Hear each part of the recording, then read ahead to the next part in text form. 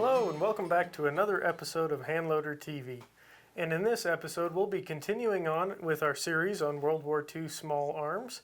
And to help me through this and talk about the rifles, we have Mike Venturino, a good friend and writer of ours. He also wrote the book, Shooting World War II Small Arms.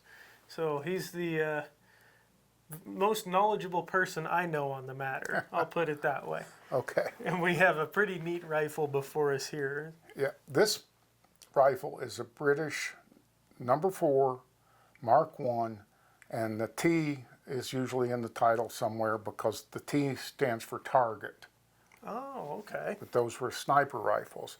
They put a huge 3.5-inch scope on them, and this entire outfit, feel that how that is. How would you like to pack that around the hills? It's a lot heavier than you'd expect, that's Yes. for sure. But they're good rifles, they're solid.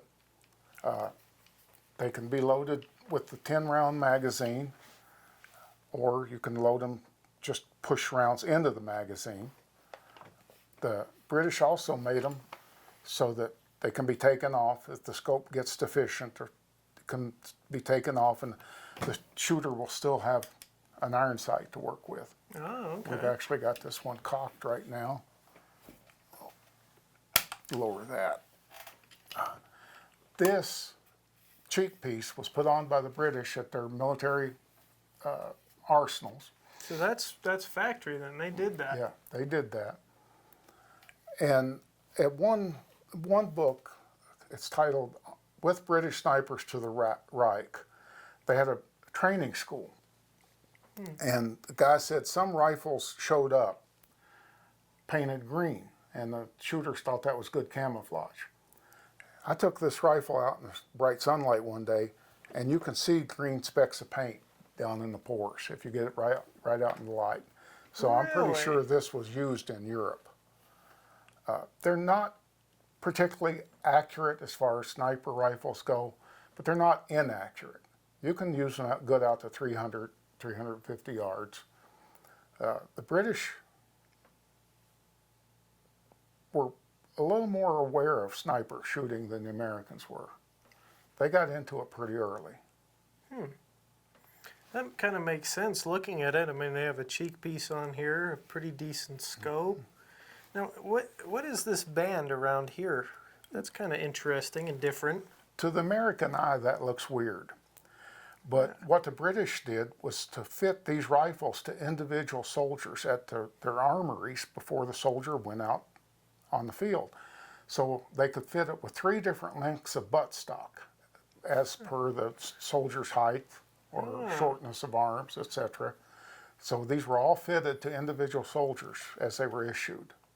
That's really neat. Yeah.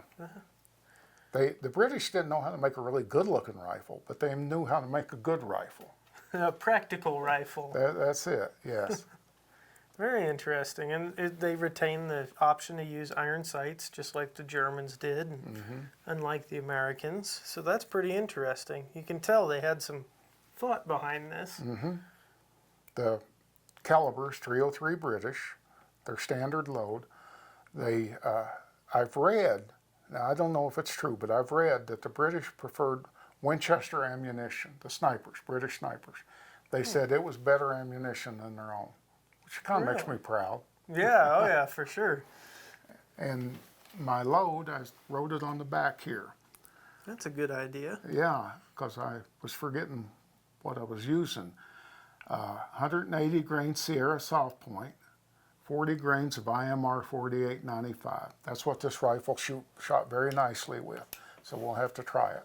Yeah, that sounds like a great plan to me.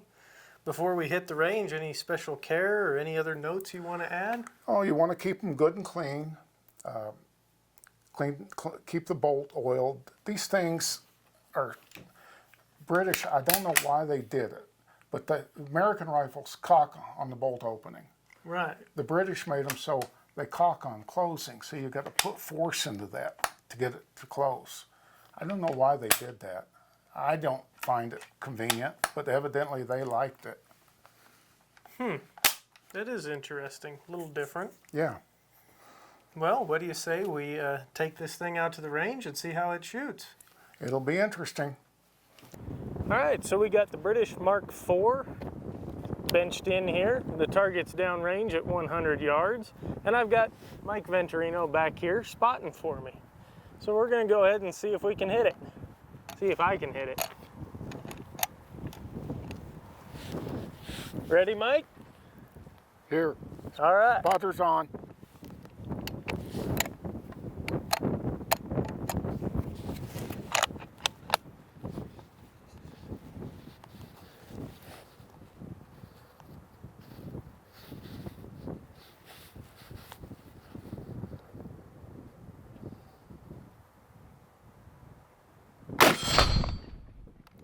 Good center hit, right where the head meets the shoulders.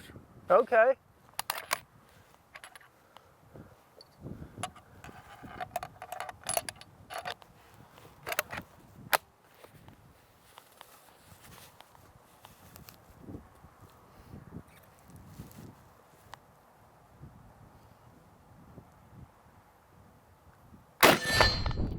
Two inches under that one.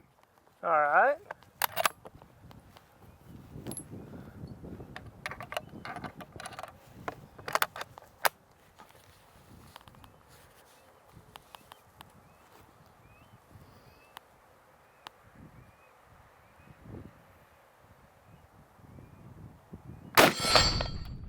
Touch the first shot, just almost touched the first shot.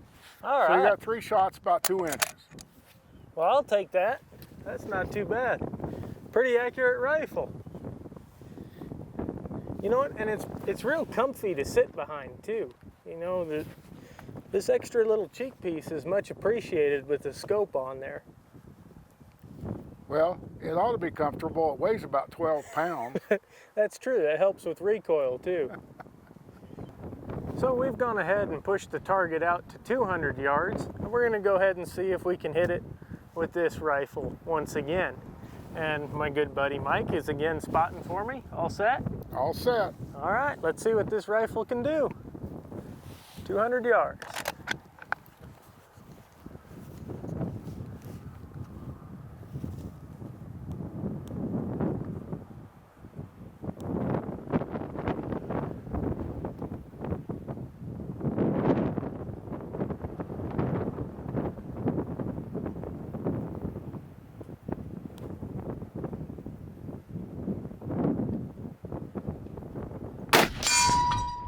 Top of the right shoulder. Top of the right shoulder. Yes. A little bit of wind factor maybe. It was blowing pretty good. All right. Let's see if we can do it again. Hold a little bit lower. Hold to the left. Left and a little bit lower. Okay.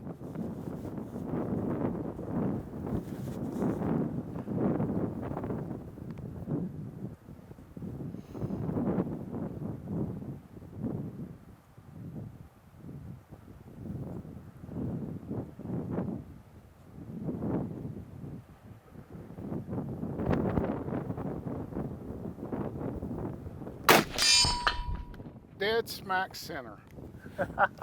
Good spotting, Mike. Oh, you bet. Good shooting for you. Good shooting rifle. I tell you what, I really like this rifle. I haven't heard you say you didn't like any of them. Well, they're all pretty great, to be honest. I'm having the time of my life out here getting to do this. This is a lot of fun, and it's really neat to see these old rifles. I mean, in the right hand, somebody with the training, it's really amazing what they can do. That's true. And here we are, what, 70 plus years later, and they're still accurate. So we're back from the range now after shooting a ton of different military World War II sniper rifles. And we've just got our favorites here on the table because we can't fit all of the rifles that we shot. And we thought we'd go ahead and wait until we shot each one of the rifles, and then we'd talk about all of them kind of individually. And we picked out a few favorites of ours. So where do you want to start, Mike? Well, I got to apologize about the Japanese rifle. In their introduction, I was pretty mean to it. But when we sighted it in, and I was working with that, and I started using the tick marks in the scope and remembering where they were, I started hitting well with that. I'm proud of it. I would be too. And here's a really interesting thing that really surprised me. I was trying to shoot this rifle. I could not hit anything with it. And then Mike would go, oh, let me see. And he'd get behind it and he'd shoot and hit. He was the one who hit all those watermelons at 200 plus yards. And you blew them to pieces. Well, it took me a couple of shots to get on them.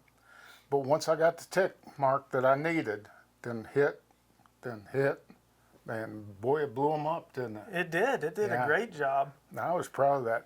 I guess you know which one of these rifles I'm going to be reloading for next. I'm going to have to take a guess and say it's this Japanese rifle. That's right. Now, my personal favorite, it's kind of tough because I did like the British rifle a whole lot. Mm-hmm. But I have to admit, that 1903 A4, I hit that watermelon, the bullet punched clean through it, and it barely moved, didn't blow up, or wasn't anything exciting to watch. Mm-hmm. But I hit that the first shot, and that really impressed me. Then with the British rifle, I was cutting it up into bite-sized chunks, I guess you could say. Well, he was slicing the end off the watermelon. I thought, just hit it in the center, make it easy. One thing I got to say is the American, the British, they have scopes on them that you have a dial for windage, you have a dial for elevation or elevation windage, and you can zero them in right now. The Japanese scopes got no adjustment whatsoever. You better learn how to use those tick marks if you expect to ever hit anything. The German rifle has elevation, but the windage is in the mount, so you've got to worry about two different things, and you've got to have tools to fix the elevation. The Soviet guns, pretty good. They also have scopes that you can use the different mounts on, or excuse me, the different dials. But their trigger pulls are so bad. I will painfully attest to that. I mean, that Mosin rifle you have with the scope on it, my goodness, I could have got a cup of coffee and come back and that trigger still wouldn't have broke. I mean, it was atrocious. Yeah. But that said, it was an accurate rifle. If you can master the trigger on it. Yeah. Mm-hmm. Yeah, if you just take your time, hold center, and keep those crosshairs there all while you're squeezing, it can be a pretty accurate and deadly rifle for sure. And then the Soviet SVT-40 was pretty impressive too. Mm-hmm. And you were saying they issued that to a lot of women, and after shooting it, the trigger I think was actually better than the Mosin by not much better, but it was better. Not saying much, but a little bit. Mm-hmm. So I wouldn't have a problem taking that rifle over the Mosin any day, honestly. Mm-hmm. And I've got 10 rounds and it's semi-automatic. It's a good rifle. It is. It's a really good rifle. And then we had the German semi-automatic, which was a K43. K43, and it's a loser.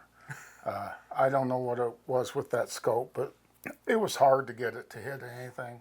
And the Germans did make it up as a sniper rifle and then had to admit that it was a poor excuse for a sniper rifle. Really? Now that's pretty interesting. If they themselves admitted it's pretty poor. Yeah, we had a real hard time with that one. It took a lot of rounds to get on target and get that thing zeroed and working right. That's right. But we eventually got some hits with it. It worked. It required too much time and effort. Yeah, I'd agree with you there, for sure. Let's see, that covers the British, the American. Did we leave anything out? Two Soviet, we used those. K43. Oh, the Mauser, yeah. The Mauser is a really accurate rifle. But again, as I mentioned, you have to change the windage in the mount. The scopes are only elevation adjustable. And that's a problem sometimes. You have to have tools to change your windage. Yeah, yeah. And now you were using a really neat tool, that Wyoming sight drifter, to drift the base over. That's right. I forgot about that. That's so easy to use. You just pull the end, spring load it, go whack, and it'll move the sight for you. And that's the first time I ever seen one of those used. And so if you have one of those old Mausers with those bases like that, that's a must-have. Check that tool out. It was really neat to watch Mike get that rifle zeroed. And then I got to shoot a watermelon with it, and it was a little bit high, but I think I hit it in 3 shots with your good spotting. Thank you. So that was a lot of fun. Again, we'll have videos on all of these rifles. Be sure to check those out. But we barely scratched the surface here. If you want to learn more about these rifles, the loads Mike has worked up, which we've been shooting this whole time. Feel bad. We probably went through a lot of your hand loads. It was fun. It was fun. It was a lot of fun. But if you want to learn more, be sure to check out his book, Shooting World War II Small Arms. It is filled with information on all these rifles and so much more. And be sure to look for the other videos continuing on in this series. With that said, I want to give a special thanks to Mike for opening up his collection, his private range, and the shooting shack so we could do this. So thank you so much, Mike. I appreciate it. I'm glad you're here. It's good to be here. I'd also offer a special thanks to Ted Tompkins. He was our official gopher. I like that title. That was a good title. He ran around, spray painted the targets for us, got us lunch. He was just a great help, wrangling the rifles, going back and forth to the range. So special thanks to Ted Tompkins. Also a special thanks to Chris Downs, who does all the photography and film work here. He does a great job getting you those good angles so you can watch those watermelons explode. And then special thanks to Don Polachek, owner of Wolf Publishing Company, making this all possible. So don't forget to give this video a thumbs up if you liked what you saw. Don't forget to subscribe and hit the bell icon so you're notified when the next video comes out. And then as always, if you have any questions or comments, be sure to leave them in the comments section below. I hope you had a great time watching this video and that it came across just as exactly as it was. 2 guys learning new things about various things, shooting, the scopes. I mean, I think you learned something new with this Arasaka or I type. did. It's been sitting here for years because I was mad at it. I'm not mad at it anymore. Now it's your favorite. Sort of. So, I mean, it was just so much fun to learn these things and to get to shoot these old rifles. So, we'll catch you guys in the next episode.